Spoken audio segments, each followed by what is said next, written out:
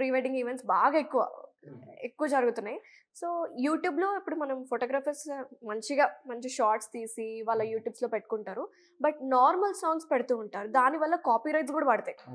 So, అలా కాకుండా వాళ్ళకి నచ్చిన వాళ్ళ పర్సనాలిటీకి ఎలా లవ్ ఎక్స్‌ప్రెస్ జేసినారు, ఎలా ప్రపోజ్ చేశారు అవన్నీ కూడా ఇంక్లూడ్ చేస్తారా? అవునండి. మొత్తం అందులో వాళ్ళ స్టోరీ అంతా ఇంక్లూడ్ అయ్యి ఉంటుందండి.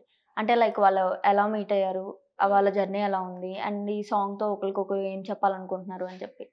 సో, అంటే నార్మల్‌గా ప్రీ వెడ్డింగ్‌కి మూవీ సాంగ్స్ యూజ్ చేస్తే లైక్ నాకైతే పర్సనల్‌గా అంత నచ్చదు. అంటే like pretending to be actors అన్నట్టు ఉంటుంది. బట్ అలా కాకుండా నిజంగా మన లైఫ్‌లో అయితే మనమే మెయిన్ క్యారెక్టర్. సో, అప్పుడు వీడియోలో మనం మెయిన్ క్యారెక్టర్ ఉన్నప్పుడు ఆడియో కూడా మన కోసమే చెప్తూ ఉంటే అది నాకు చాలా అవుట్‌పుట్ అనేది ఎక్స్‌ట్రార్డినరీగా ఉంటదప్పుడు. యాహ్!